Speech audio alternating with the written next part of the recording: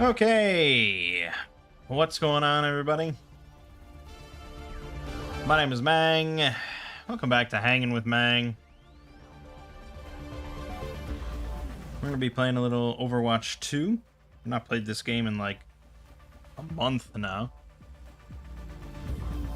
And I see they have a new event going on in cooperation with Porsche.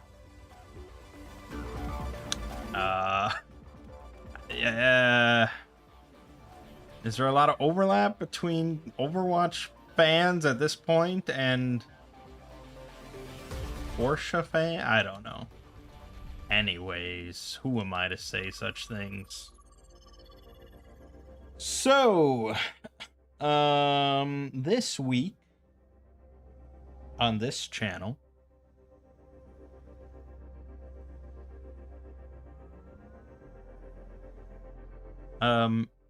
we've had RimWorld finally clearing out all that old backlog.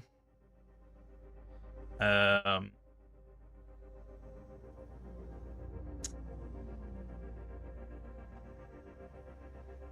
bunch of these, right now I'm uploading ones that are like, I think 4 videos each or something for the RimWorld playthroughs. I can't quite recall, but I imagine... I think some of them are, like, I kind of finished, or I closed out, at least. But there's going to be a bunch more that are, like, shorter and more scattered, that just kind of suddenly end. So, if you're watching those, just, that's a heads up. Just enjoy the journey, don't worry about the destination. So there's that. That'll go on for some time. Not too long, I don't think. And we've also had Pathfinder, Wrath of the Righteous. Let's keep each other safe.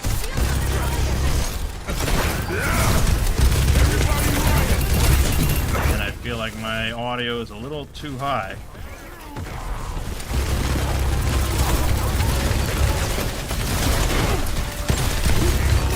All tanks. This audio is definitely way too high. I can't even think and concentrate because it's... I think I reformatted and I'm being revived. No, I was. Anyways. Pathfinder, yes. Oh god, I'm playing the new character. I have no idea how to play. Okay. Burrow, yeah, okay, yeah. So yeah, that's been, the uploads have been a little sporadic for that because, I'm just like playing it and recording as I go. I didn't record in advance like usual. So, it just takes a while. I mean, it's not a quick game. Especially on core difficulty where I have to keep going. Oh shit.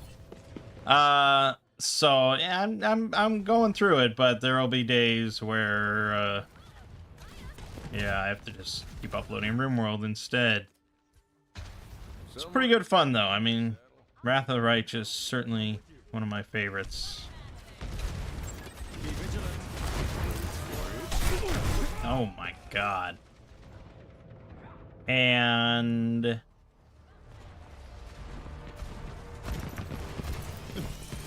they actually have a... So they had a DLC come out that I have not played.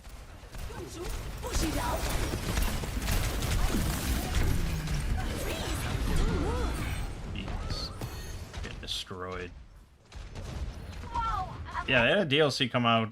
I think Lords of Nothing or something I didn't play. And I don't know anything about it. And I don't even know if I own it. So I don't think that'll appear in this playthrough. But there's another new DLC coming out. And so I'd like to do another playthrough at some point. that incorporates both of those DLCs and uses a bunch of the archetypes and stuff added. There's always more Wrath of the Righteous playthroughs.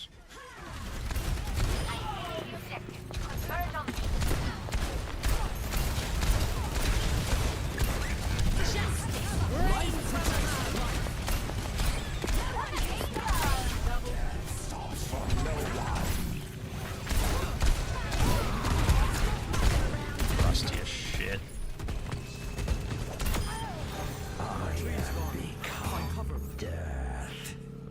But who knows when exactly that'll be. Because I'll want to actually record most or all of the playthrough next time before I upload it to avoid this issue, and you know, I'll probably take another break from Pathfinder for a bit.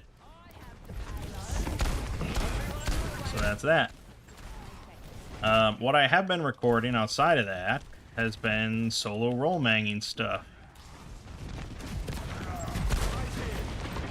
I've been recording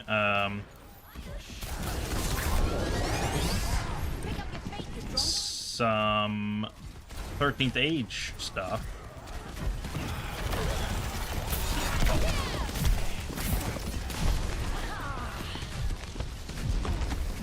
Going through Lost Mines of Vandelver.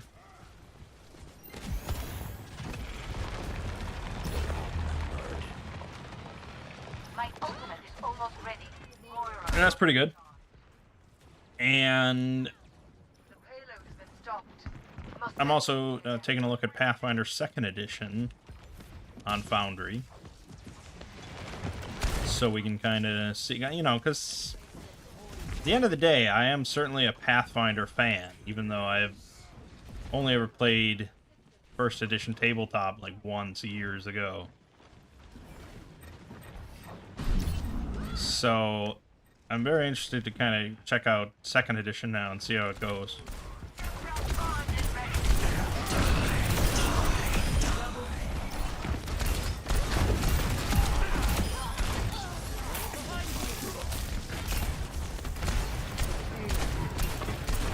That's all right.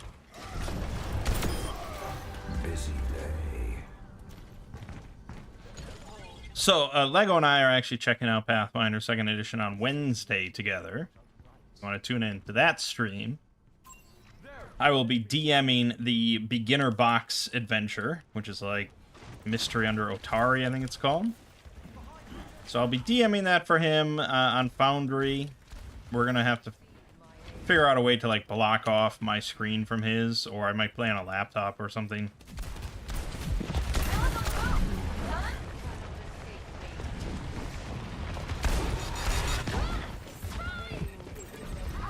And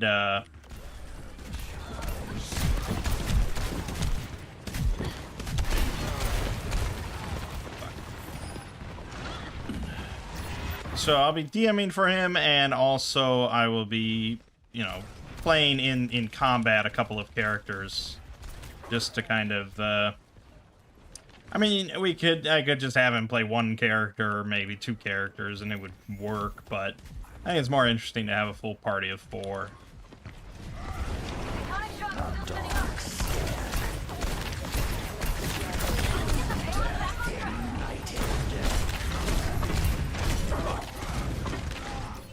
So I won't really be participating in, like, making decisions or anything.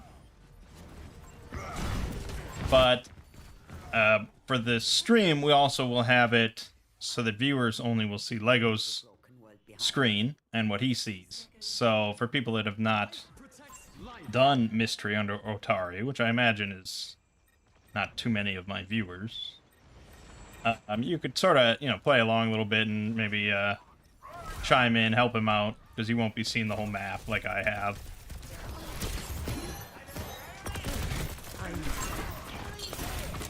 So for anyone that wants to tune in on Wednesday, especially if you like solo role-manging, I think it'll be sort of a similar feel to that.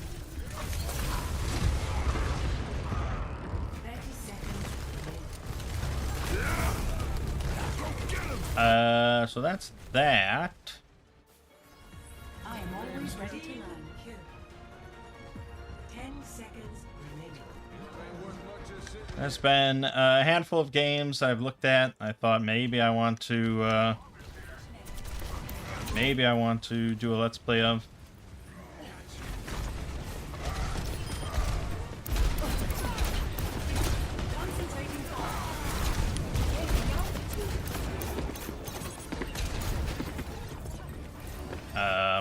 I mean, Animal Well was one of them for sure.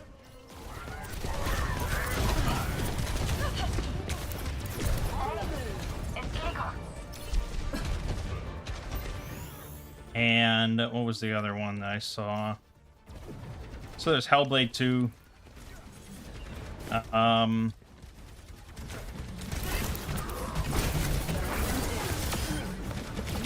don't know. Nothing is just like fit my mood lately, I guess. Yeah, I've been in the mood for like solo 13th Age, solo Pathfinder kind of stuff, you know? I don't know, I'm in a pretty tactical mindset. I did see a couple tactical RPG or strategy games that might be good. There's a new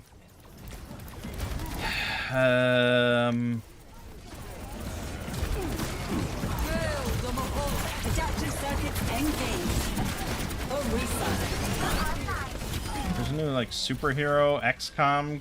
It's coming out in a few days or something. Called Capes.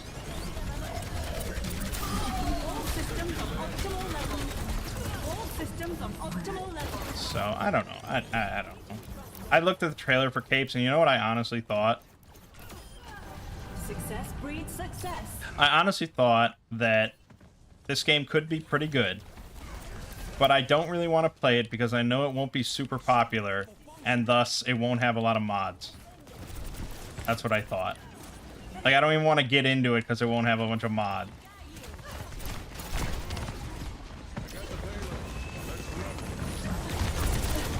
Whereas you pick up, like, if XCOM 3 came out, you know, you pick that up, and you'd know that there'd just be a shit ton of great mods, and it would be awesome. And that's a big reason why I still love XCOM 2. There's a shit ton of mods.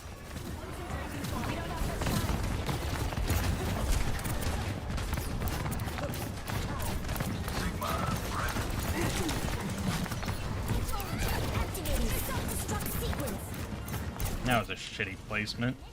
Come on, dude.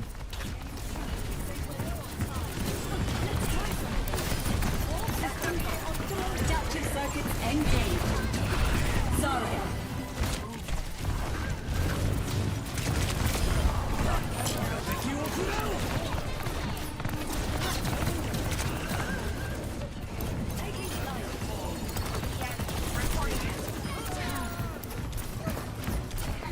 No, are we gonna get this?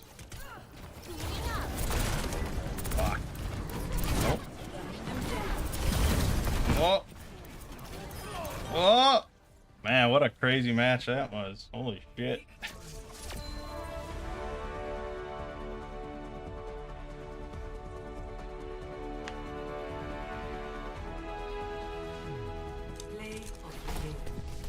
Right. What was I talking about? Oh, yeah. Capes. Yeah. So, I don't know. It's just kind of, again, whatever fits my fancy at any given time, that's what I'll play, that's what I'll record. Not jumping on any bandwagons here, certainly.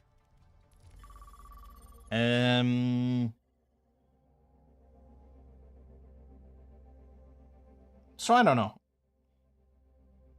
I usually think of it like how I feel about other channels. It's just like,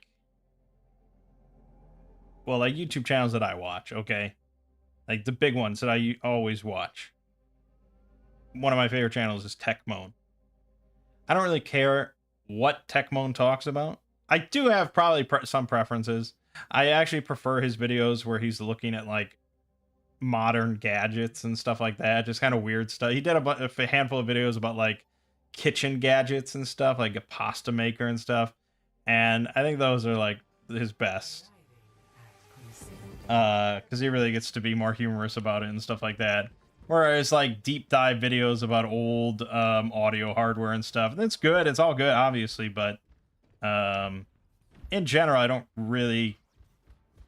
I'll watch whatever he makes. So I guess I sort of taken on that stance for what content I make for this channel. I certainly don't have any illusions of grandeur here. So I just make what I make. If you like the channel, you probably like what I make, and you'll click on some stuff, click on other stuff, and we move on with our lives. I'm not going to try and trace some modern trend for no reason. And make videos on stuff that I'm not super into.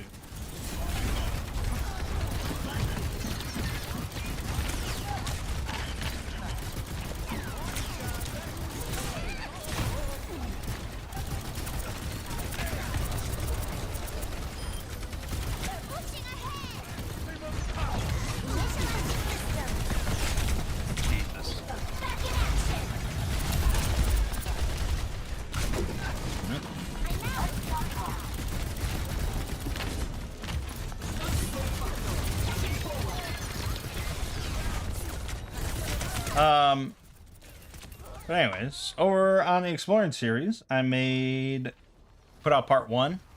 Oh god. Stop, I'm terrible as Diva.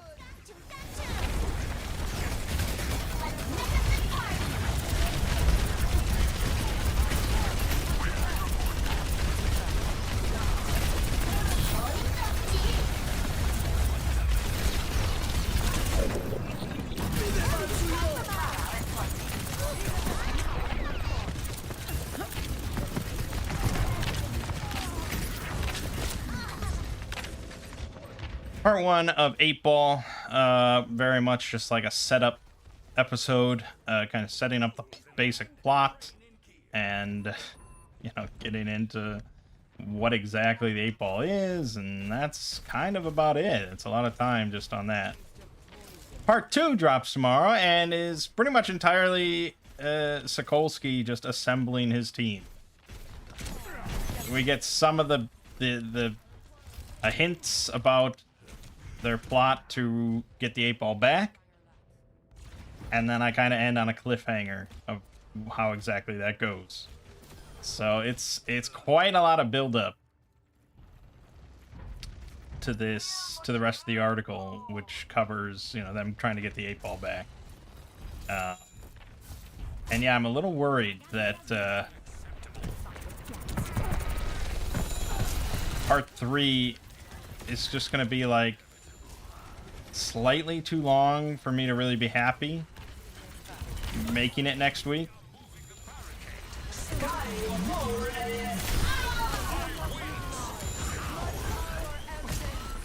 robot is in our possession. I feel like it's like an hour and 20 minutes or something like that. So yeah, it might very well be 4 parts. I don't know, man.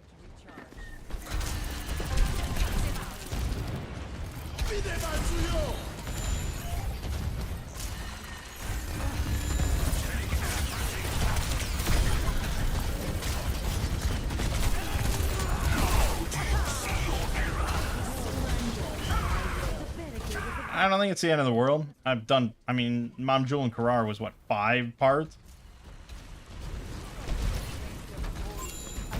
I mean, that was kind of nuts. Over a month of one SCP. And, of course, further back, 6500 was 7 parts.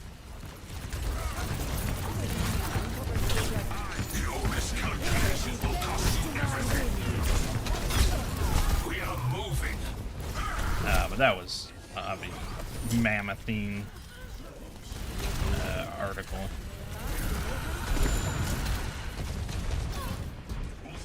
But so yeah, I mean 4 parts is not exactly not that bad. It's just I just come off two-parter.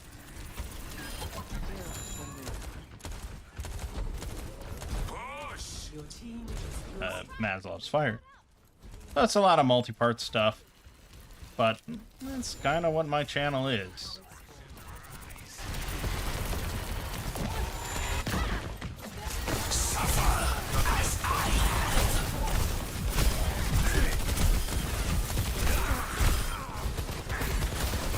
We are making progress. Keep pushing. I will tear victory from your grasp. You wage a war you cannot win. So that's pretty much it. Yeah, I'd be tempted, and I think a younger Mangg, dusting off. maybe a more ambitious Mangg, eager to prove himself, maybe would just do an hour and 20-minute video this week or something, or longer, whatever it is. But current Mangg is fine with 4 40-minute parts rather than 2 90-minute parts or whatever.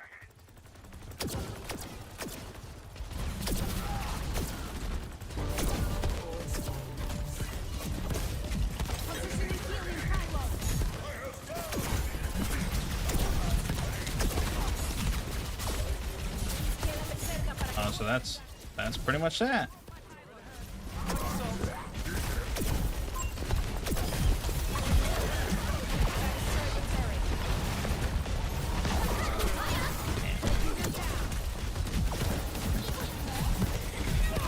Damn, getting shredded. They took the robot. Don't get caught by that turret. Moira by your side.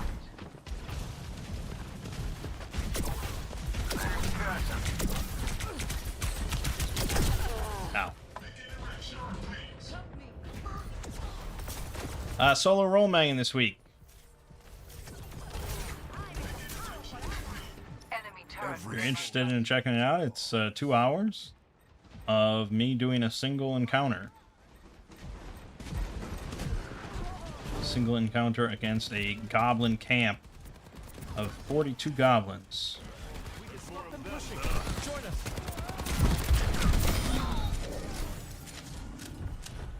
And through judicious use of minefields, I emerged victorious and defeated the entire goblin camp. Fucker. So that was good. I mean, there's not a whole lot to say about it. A lot of it was, I mean, there was a lot of setup to make sure, placing all the mines, the caltrops, the ball bearings, all that fun stuff. And then there was a lot of just like turn by turn moving dozens of goblins into the minefields and stuff like that. And yeah, I mean,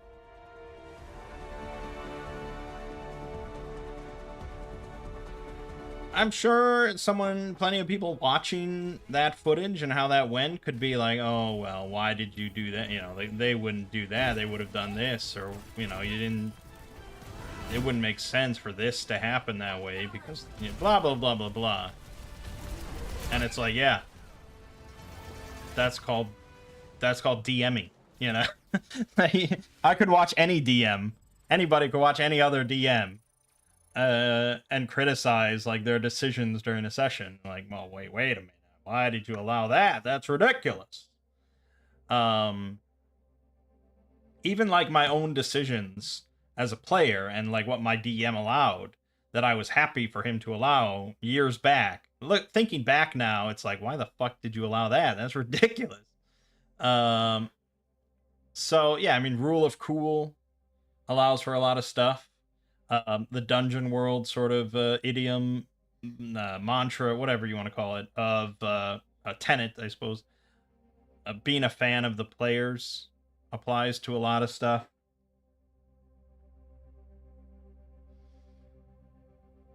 you know, typically, if your players have a plan, it's somewhat logical, and it's cool, and they don't completely botch the execution of it, like, it probably should just happen. You know, obviously, dice roll where they may.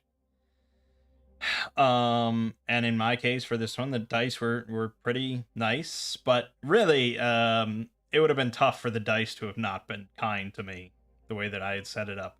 I think probably the biggest argument you could have over that whole encounter and the way it went was my homebrew rules for spellcasting, and being able to charge and amplify spells, charge and empower spells to like triple their effects, because I'm using a magic system that was not designed for doubling and tripling the effects, and I'm making just like snap decisions about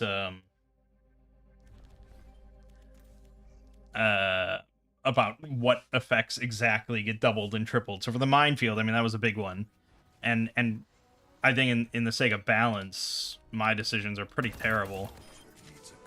But you know, I ruled that doubling it gives you twice as many mines, and you can place it in twice as big of an area, which is not that big of a deal. That's not that obscene. And I think you probably could make the argument to just stop there. You can place twice as many mines in twice as large of an area, and that would be it. Double kill.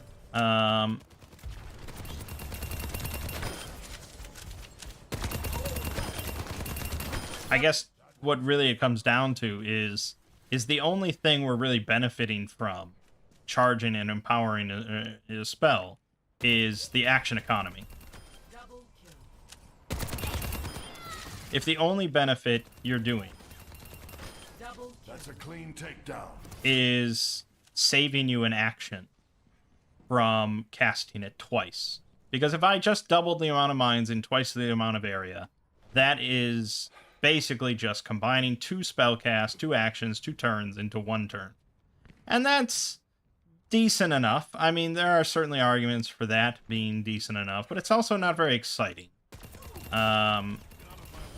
It's not very exciting at all, especially because you are taking double the stress in one go. And so if you're casting a spell with like an attack spell that could just miss and whiff, I'm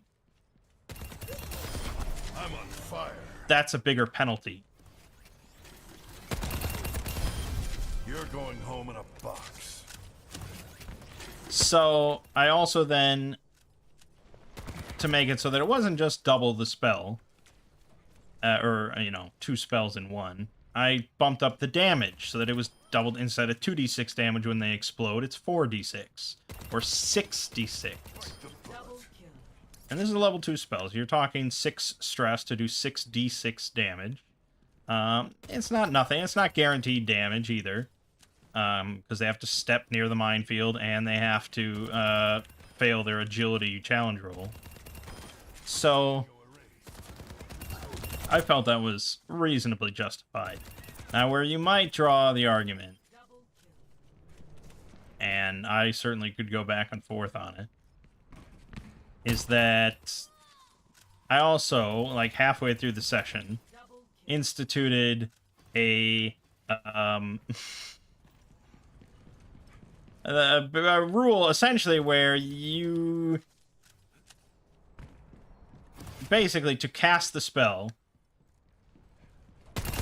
if it's charged, you'd get a boon automatically on the cast, and if it was empowered, you get 2 boons on the cast. And then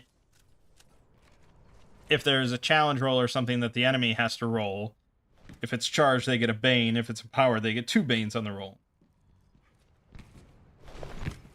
And that really then incentivizes you to charge and empower your spells, because not only are they more powerful and they save on your action economy, they're also much more likely to connect and you know, affect the target. there's an argument then that that's too powerful. And I have now unbalanced spellcasting so that it's just better than any form of martial character. But really, let's be frank. Even if I didn't have any system of charging and empowering, and I just had my basic stress system, and it just casts the spells as they're written, that still would be better than any martial character, in a way. I don't believe any martial character in Shadow the Demon Lord or Shadows of Adventure, or practically any fantasy D20 game at level 2 could take on an encampment of 42 goblins by themselves. Without, like, obscene magical items or something that they were granted. Like, as the rules are written, in a controlled environment, I don't think any martial character could do that. Double kill. Because if they could, it would completely imbalance the entire system. Of course. If a fighter could just wade in and kill 42 goblins by himself, what the fuck is your system? The only system where that would work is Godbound, but that's because everyone is basically a level 20 wizard fighter. That system is imbalanced by design. Whereas with spells, with magic, the wonderful power of magic, you can accomplish absolutely incredible things in practically every fantasy game that has magic. That's the point of magic. So, it's always crazy to me when I think about my family and how they play D&D and how none of them like to play with magic. They're scared of it. And it's like, I could never play like that. I have played characters without magic in the past. Like Ovum was my Avenger. All he did was hit shit with his sword really fucking hard, and he slaughtered everything. And I played Big McLarge Huge, who was just the most bog standard like fighter I could ever imagine. I haven't played him much though. Early on, I played Mike Hagar for a while, who was like a grappler fighter in 4th edition. That was a lot of fun, just grappling everything I could see.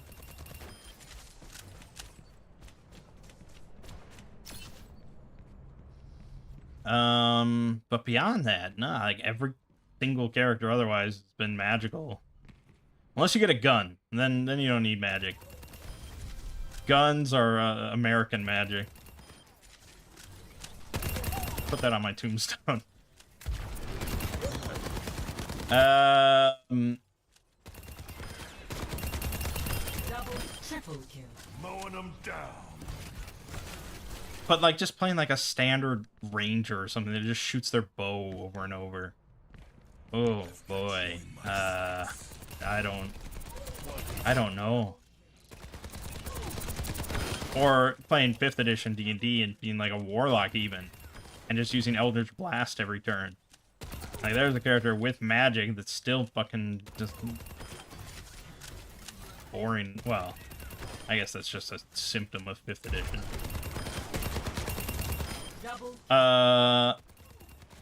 But anyways, long story short, I took care of the goblins and it was fun.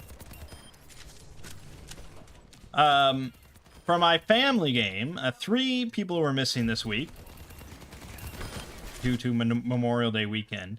So I decided to run a one-shot instead.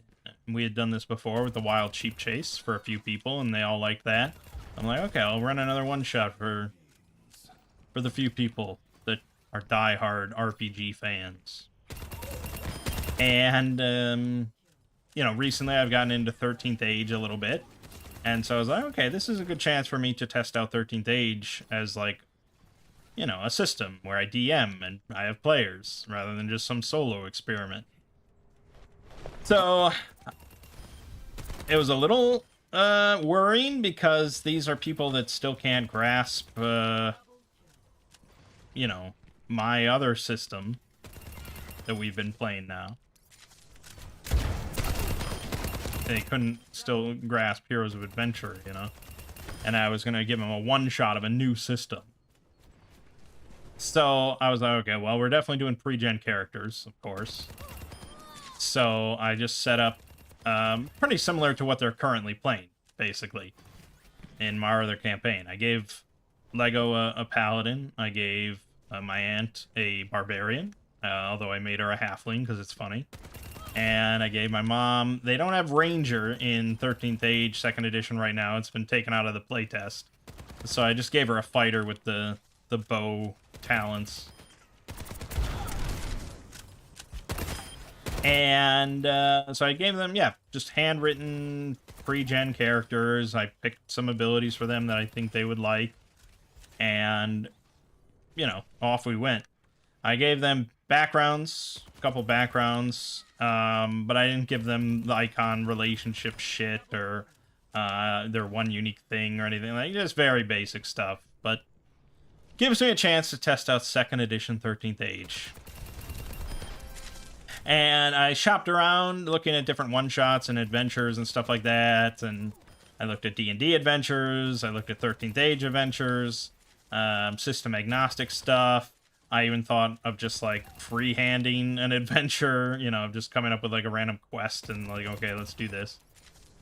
In the end, though, I ran the kind of tutorial adventure in the back of the 13th Age 1st Edition book called Blood and Lightning. Which, the plot pretty much involves the player characters going out to this tower, this wizard tower out in the wilderness that's kind of guarded by a bunch of soldiers and mercenary hired hands and stuff like that. And they go out there because they've heard rumors that the tower is going to be attacked by agents of the Three, which is one of the icons from 13th Age, the three great dragons, all very villainous. So there's going to be supposedly an attack coming from agents of the great dragons. And the encounter starts with them getting ambushed by goblins, although the adventure kind of makes it clear the goblins suck at ambushing, so it's very easily noticeable. So they see the ambush a mile away, you know, and Lego just kind of calls out who's there, and the goblins rush out, and we get into our first fight very quickly. And, you know, I had explained the basic concepts and everything to them, and 13th Age is really... It's a very simple system. At first level, with pre-generated characters, there's not that many concepts you need to be aware of, especially if you've played any other fantasy D20 game.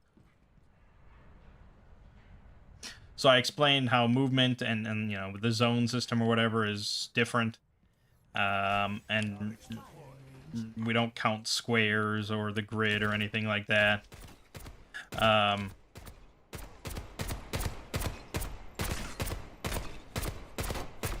So, and then we were pretty much just away. And it's pretty simple, you know, there's not a whole lot you can do on your turn. You've got the actions on your sheet, and you've got your move, and, you know, you can intercept enemies if they try and move past you. Enemies can intercept you if you try and move past them. And the rest is all kind of down to just, like, encounter design and monster design and stuff. So the first goblin battle had a bit of a wrinkle. There was a shaman in the back, and the shaman can like draw negative energy into a big ball, and it's very obvious that they're building up for some big attack so that players try and stop them. And I think Lego hit the shaman with like a range to hit attack or something. But, you know, he asked if there was like concentration rules or something because he's played Baldur's Gate 3. But as far as I can tell, there's nothing like that in 13th Age. I could have probably implemented that pretty quickly. But in that case, I feel like if that was the intention, it would be pretty clear on the Goblin Shaman's stat sheet. So I think the only way to really interrupt it is just to kill it. And that's a little tricky for only 3 characters to do like 32 damage in one turn. So they didn't manage to kill it. They did not. Double kill. And the next turn, it unleashed its big ball of negative energy, unholy energy, onto the Barbarian. And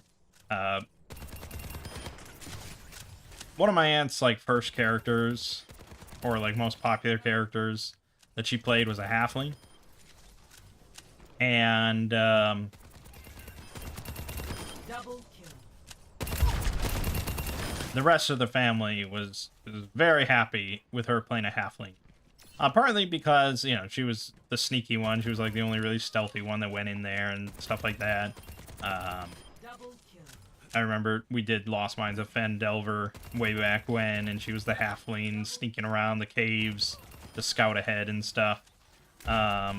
So there was that, but then they also got a lot of fun and mileage out of calling her a butt sniffer. Because she's at the perfect height to sniff butts. So, you know, they keep wanting her to play a halfling again all the time, but she refuses. Because she's playing a barbarian, so she wants to be a big, strong barbarian, you know, and things like that. So that's what she's playing currently in our campaign. Double kill. But so for this one shot, I made her a barbarian, but of course I made her a halfling. And, you know, she sits down at the table and sees she's a halfling, and like, no, no, no, I'm not playing this. And, you know, we just kind of started and went with it. And she changed her tune pretty quickly for 2 reasons. One is that race, or your kin in 2nd edition 13th Age, has no bearing whatsoever on your stats as far as what classes you're good at or not. There's no such thing as that anymore. Any kin can be any class just as equally good. And your kin just determines your starting, like, kin power.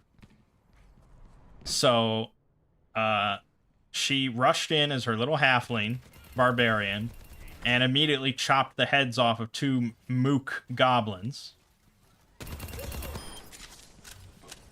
And her character in our regular campaign has had really a lot of issues with combat.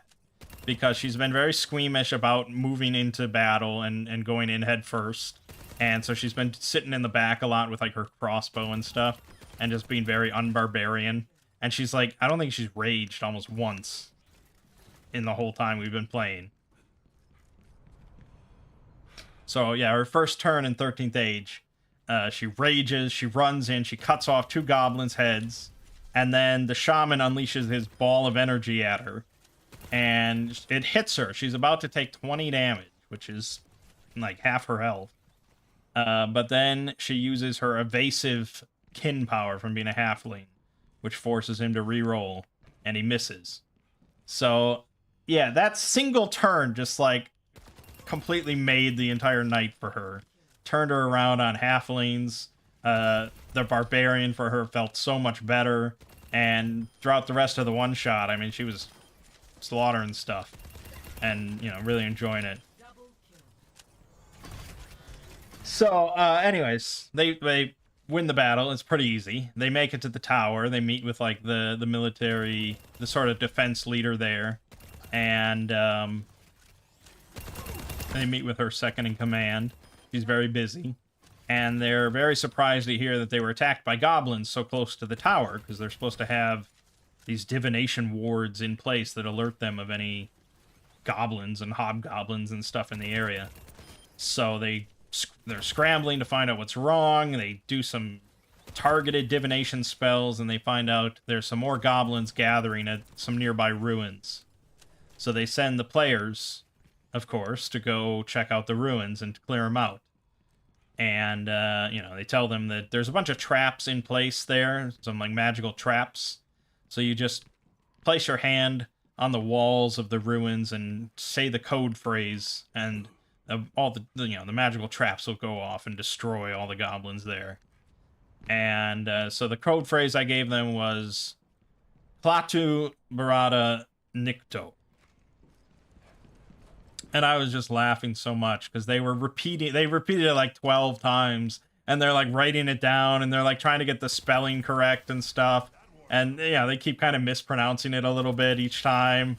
They're like Klata, and I'm just laughing. Oh my god.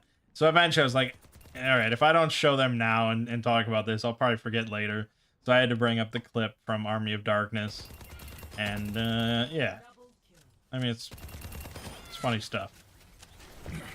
Of course, they didn't really need to know all that and use it, because they went over to the ruins, and it's storming out, and I've got, storm sounds playing in the background, and they're trying, through the mud, they're marching through the mud and stuff, storms going off, and then they start to hear like explosions and sounds of flashes coming from the ruins up ahead.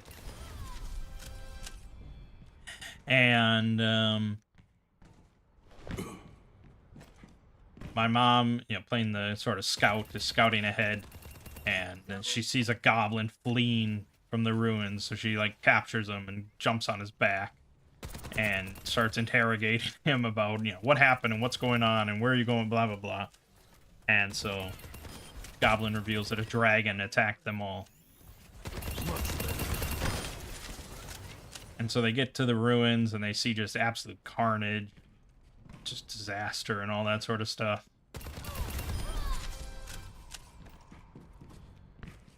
And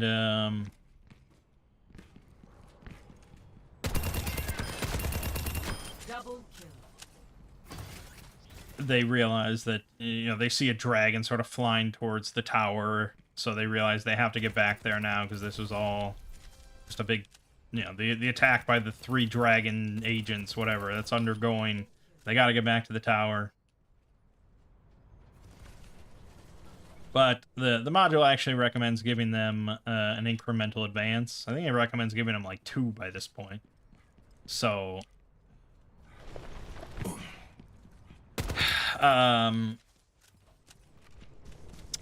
they basically get an advance on their level up. So they get to pick one part of their level up and get it beforehand. So I gave them a few options just to kind of quickly go through that, because I didn't want to bog down with like stats, their sheets and stuff, because it's just a one-shot, and they're not really into that. So I gave them like, extra health or maybe some extra abilities. I basically gave them like their level 4 or 5 advancements at level 1. Just because it didn't really matter. So they all picked like, I let them double their ability modifier for damage, which you normally don't get to do until level 5. But it's like, fuck it, it's a one-shot. You picked the wrong. So they run back, and they see the dragon just like scorching and rampaging across the top of the tower. And as they get closer, they see the leader of the tower casting this big magical spell that just shears off one of the dragon's wings, and it just comes crashing down in front of the walls of the tower nearby them. And they're like, well, there's a dragon between them and the tower, so they got to take it on. My aunt was very apprehensive about this. Double kill. Because they're like, well, aren't all the soldiers gonna just take care of this? Why do we have to do it? But they charged in, and they had a very fun combat with the dragon. My aunt got to like slash it in the heart with her axe and stuff, and it breathed out lightning, and it was exciting. And then they got into the tower, and the module seems to recommend running this more narratively. And I had read a different 13th Age adventure that also had a very similar thing of going through like a dangerous location narratively rather than actually setting anything up.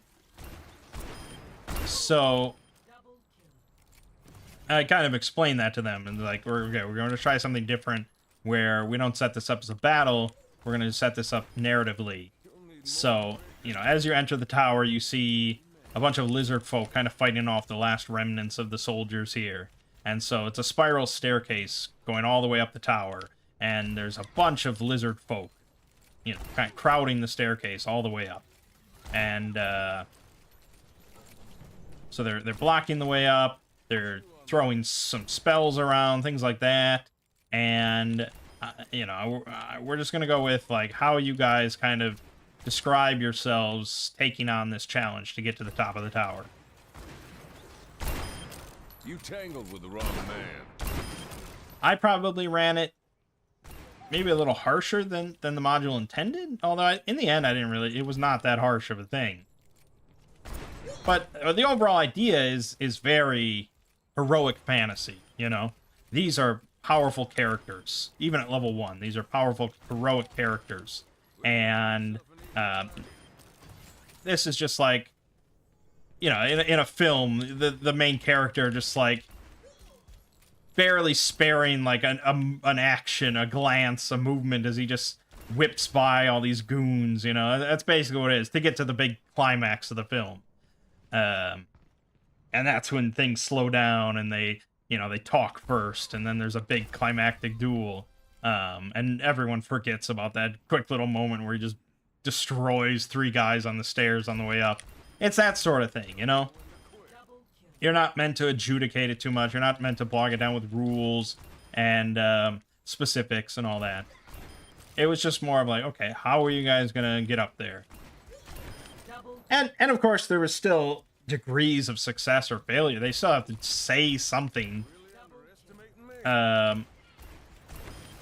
If they just say, I don't know, you know, it's not like, okay, well, yeah, you guys are, you're fine. You're at the top. You know, it's like, no, we need an answer here. How are you gonna get up there?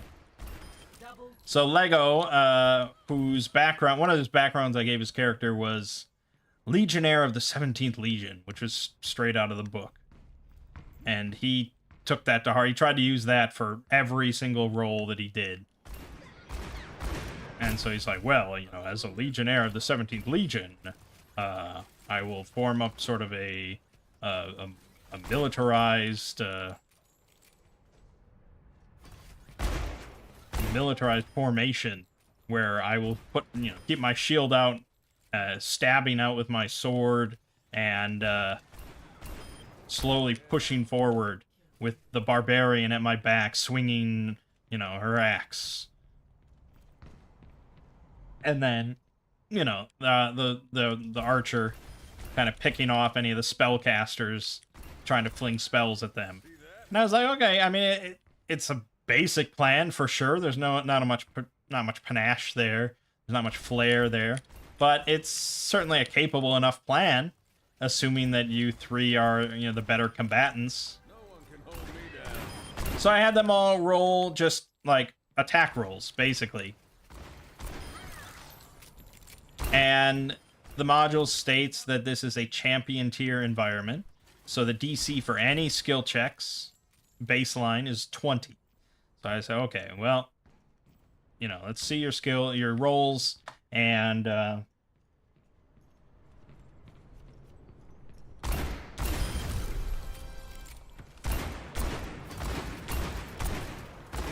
let's just see how well you kind of perform in this maneuver. And I can't remember exactly. Either 1 or 2 of them succeeded. I'm not quite sure. But I basically decided that they'd taken out, you know, a decent number of lizard folk on their way up. And they were like halfway up the stairs now. But they had also kind of been kind of... they're at a bit of a stalemate.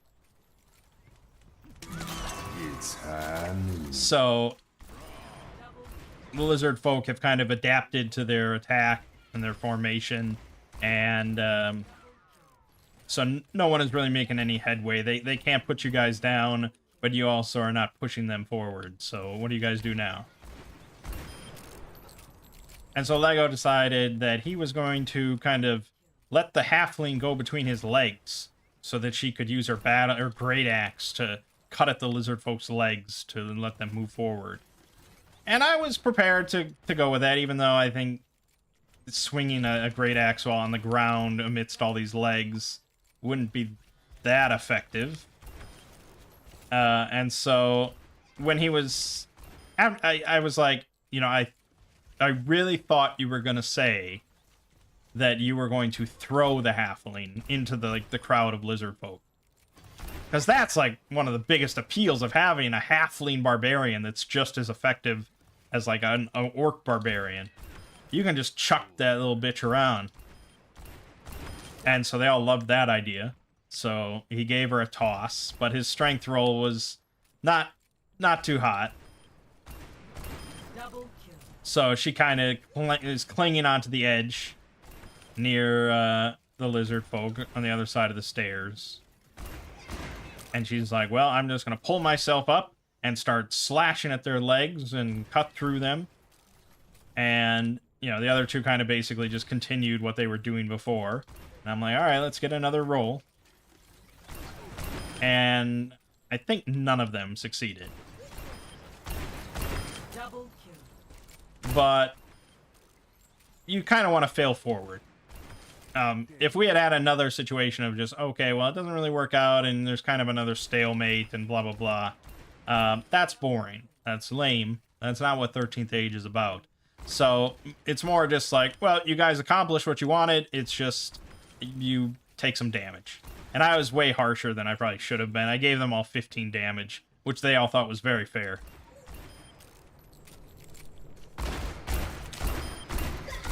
Double kill. Double kill. But they reach the top of the tower and they find the second in command for the tower was a traitor.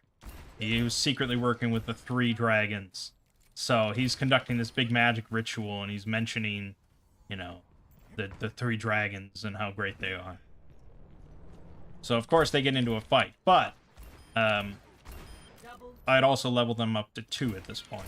Very quickly. I didn't even give them any extra powers or anything, you know. It was not a proper level 2, but I bumped up numbers.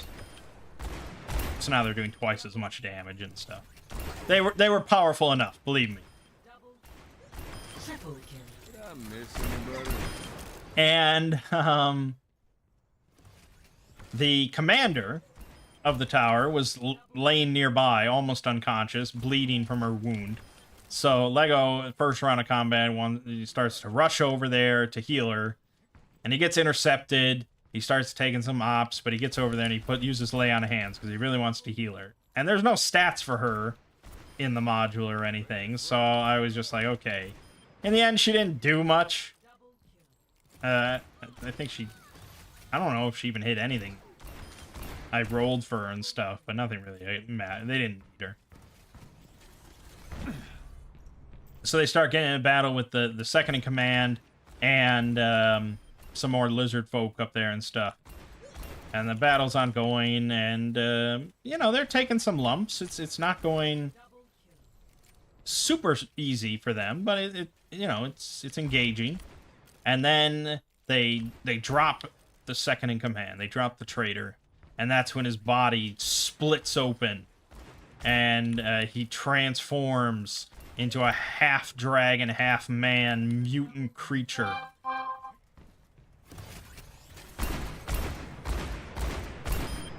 And that's when the real battle begins. And this thing's pretty dangerous. Rolls 3d20 for its attacks and picks the highest result.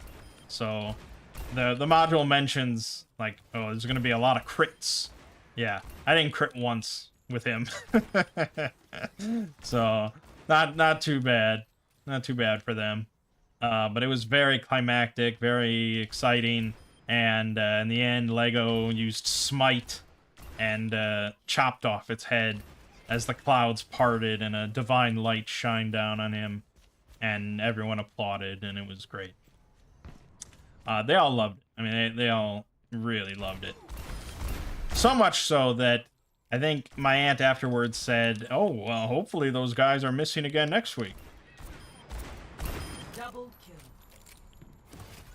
I think they, in general, preferred it to my system. Double kill. And I think part of that was due to the excitement of the one-shot. And how everything was kind of, you know, it wasn't a free-form sandbox thing. I mean, they were very directed where to go. It was very exciting and climactic. You know, stuff like that. It was like a movie, you know. So I think that was part of it. I think part of it was that they had pre-generated characters. And so they felt it was just less complicated.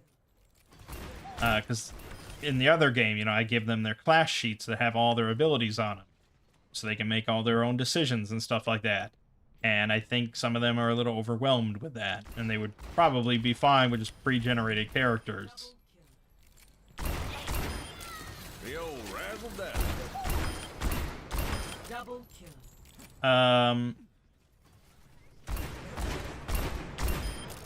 So I wanted to make sure that, like, okay, you know, you need to separate your thoughts on the one shot from your thoughts on the system, you know, because the one shot can be run with any system. You know, like the story of the one shot. Like my mom really loved the story of the one shot with the betrayal and dragons and god, and like, you know, she's easy to please, I guess. But so I wanted, you know, their thoughts on the system.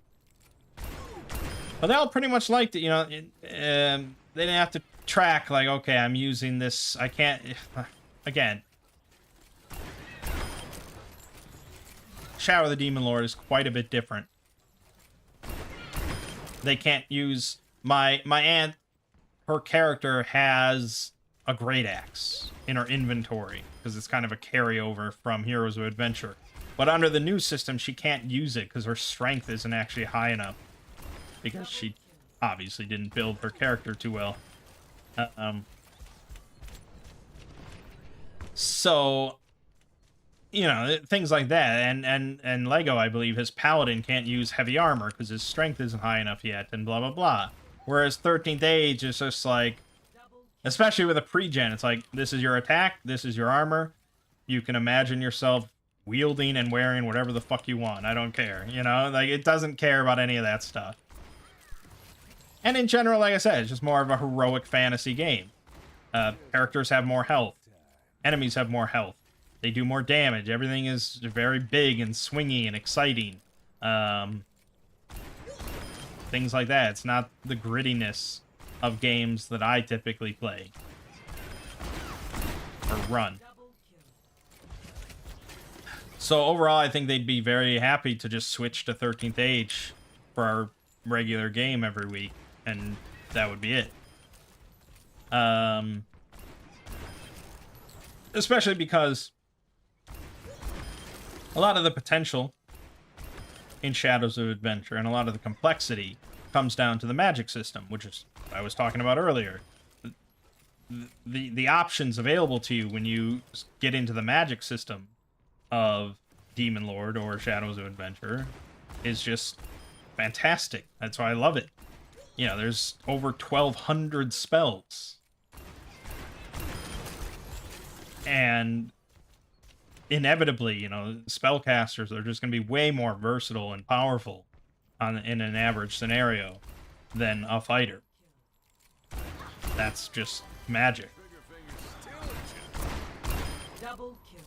But 13th Age, much like 4th edition D&D, just makes every character magic, essentially. It gives every character cool, fun abilities that they can use, you know, as much as they want, or once per battle, or once per day, or whatever.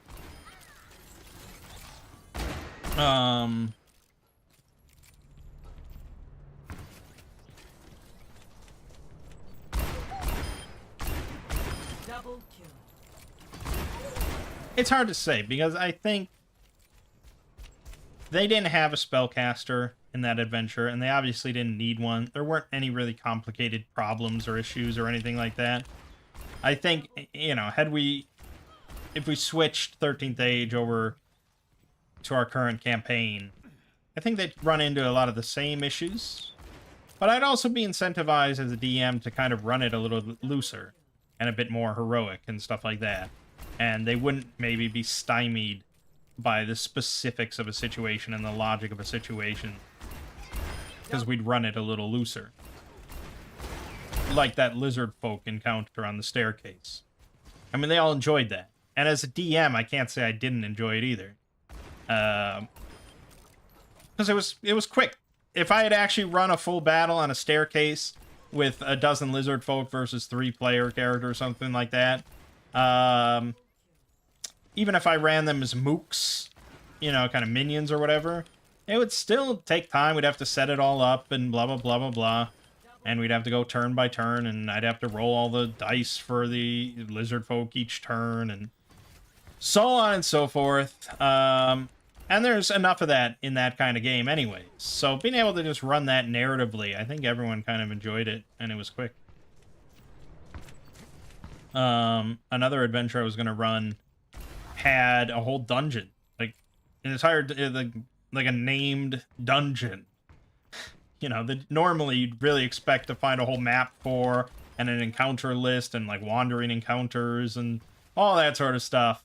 But instead, it's just like, yeah, just go around the table and have a player explain an obstacle or a hazard or a challenge that the group encounters on their way through the dungeon, and then have the next player at the table explain how the party overcomes that challenge. And that's it. That's what you just go around until eventually, you know, the group gets to like the specific room of the dungeon that's of interest.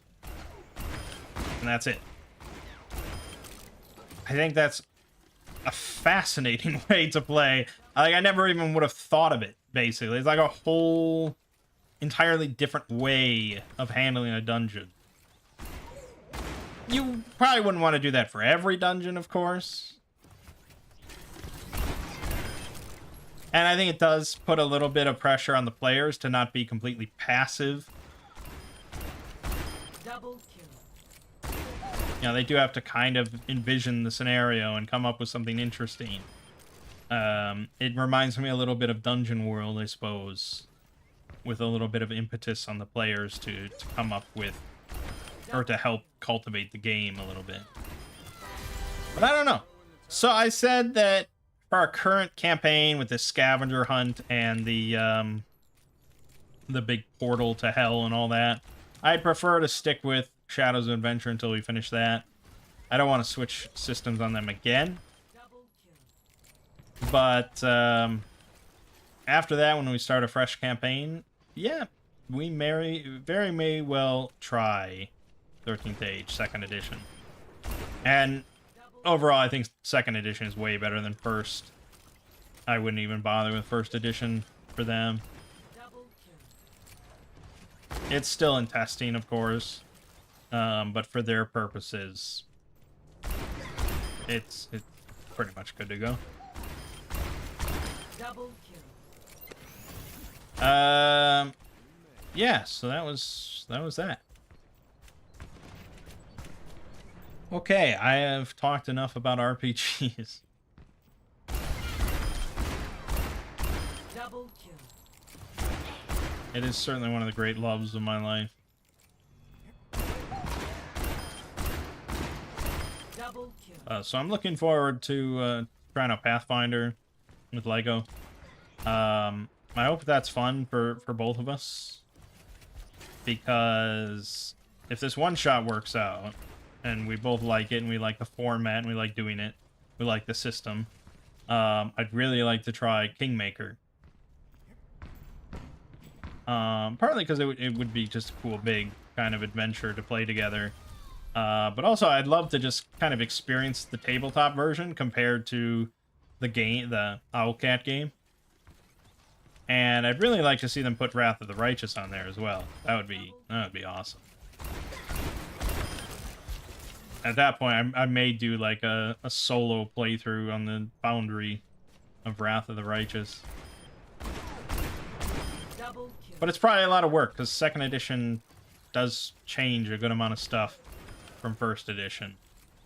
From what I can tell, a lot for the better. I really would have no interest in playing Pathfinder on the tabletop. like with a group of people. It just sounds kind of nightmarish at this point in time. But second edition seems pretty streamlined. So there's probably a lot of work that goes into converting the adventure paths over to second edition. Alright, so, yeah, speaking of Wrath of the Righteous, there's going to be more of that this week. More RimWorld.